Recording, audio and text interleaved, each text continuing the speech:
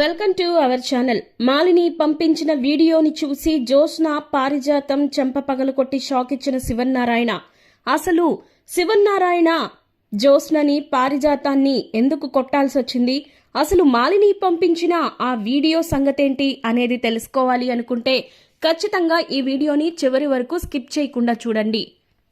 అలాగే జోస్న నిజస్వరూపం శివన్నారాయణకు తెలిసి ఇంట్లో నుంచి గెంటేయాలి అనుకునే వాళ్ళంతా ఎస్ అని టైప్ చేసి కామెంట్ బాక్స్లో పోస్ట్ చేయండి. ఈ వీడియోని లైక్ చేసి మీ ఫ్రెండ్స్ అండ్ ఫ్యామిలీస్కి షేర్ చేయండి. ఇక వీడియోలోకి వెళ్తే గనక సూరజ్ అయితే ఇంకా హాల్లో నుంచి వెళ్తూ ఉండగా ఒక్కసారిగా మాలిని చేతుకున్న ఉంగరాన్ని చూసి, పారిజాతం గారు, ఈ ఉంగరాన్ని నేను ఎక్కడో చూశానండి అని అంటాడు. ఏంటి, ఈ ఉంగరాన్ని నువ్వు ఎక్కడో చూసావా? ఎక్కడో చూస్తే ఇక్కడెందుకు చెప్తున్నావు? ఇది నాది, నేను కొనుక్కున్నాను అని చెప్పి అనగానే, లేదండి, ఖచ్చితంగా ఈ ఉంగరాన్ని నేను ఎక్కడో చూశాను అని సూరజ్ అంటూ ఉంటాడు. ఇదేంటి, వీడికి ఏమైనా నిజం తెలుస్తుందా, లేకపోతే మా మాటలు ఏమైనా విన్నాడా అని చెప్పేసి మనసులో అనుకుంటూ ఉంటుంది పారిజాతం.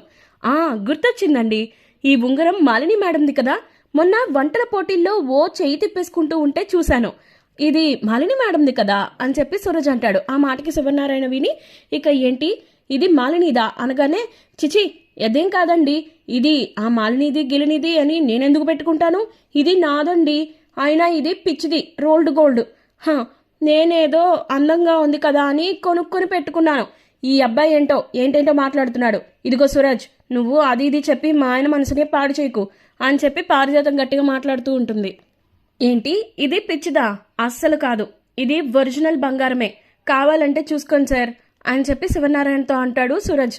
ఇక ఆ మాటకి, సరే ఉంగరం ఇటువు పారిజాతం అని చెప్పి అడుగుతాడు. ఏమండి, ఈ సూరజ్ విన్న మాటలు విని నన్ను అనుమానిస్తున్నారా? ఇది పిచ్చిదండి అని చెప్తూ ఉంటే, లేదు ఒకసారి ఇస్తావా లేదా, నాకు నీ మీద అస్సలు నమ్మకం లేదని అంటాడు శివనారాయణ. సరే మీరే చూసుకోండి అని చెప్పి చేతులు పెట్టింది విసుగ్గా. పెట్టేసరికి ఇంకా చూస్తే దాని మీద కేడిఎం 22 క్యారెట్ అని చెప్పి ఉండేసరికి ఇక చూసి షాక్ అవుతాడు. షాక్ అయ్యి, ఏంటి ఇది పిచ్చిదా, రోల్డ్ గోల్డా?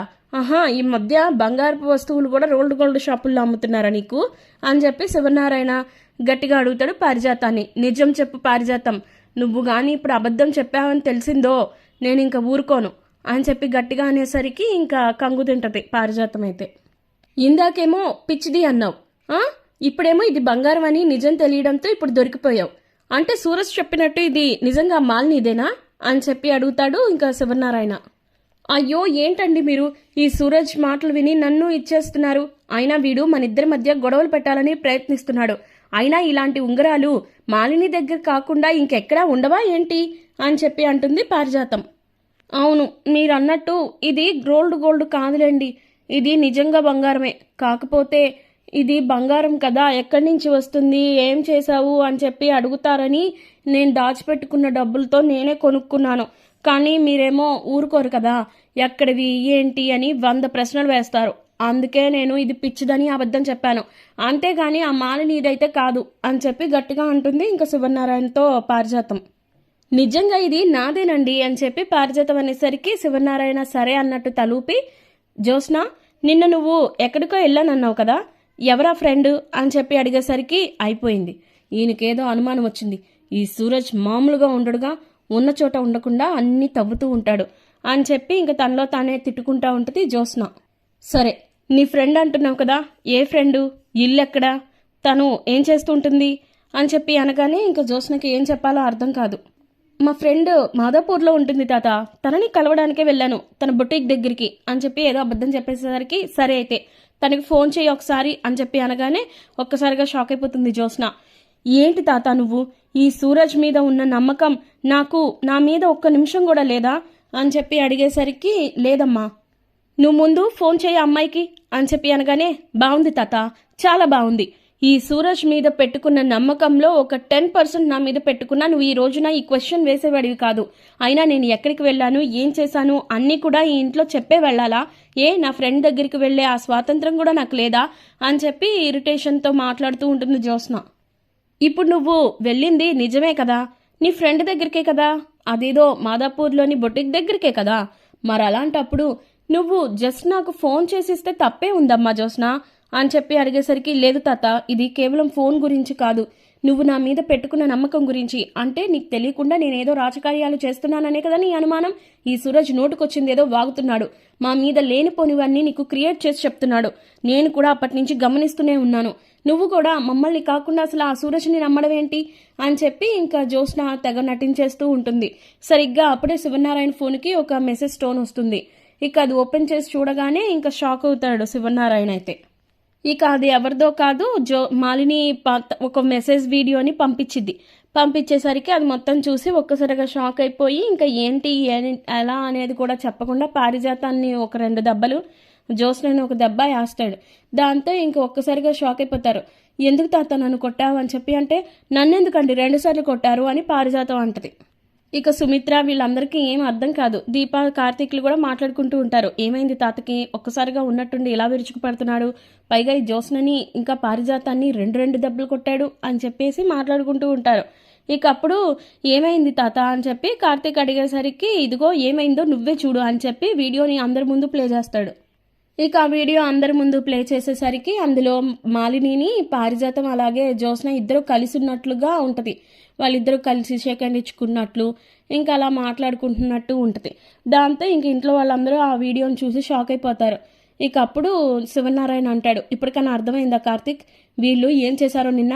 ఈవిడ గారు మాదాపూర్లోని తన ఫ్రెండ్ బొటిక్కి వెళ్ళిందట. బాగుంది, చాలా బాగుంది కదా బొటిక్. ఇప్పుడు ఏమంటావు పారిజాతం? నీ చేతికున్న ఉంగరం మాలినిది కాదంటావా?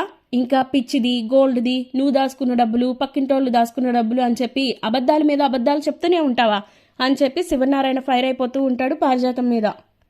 ఇందాక సూరజ్ అంటే నమ్మకం, నేనంటే నమ్మకం లేదా అన్నావు కదా, ఇదిగో ఇందుకే, ఇలాంటి పనులు చేస్తున్నందుకే. అసలు మీరిద్దరూ మనుషులేనా?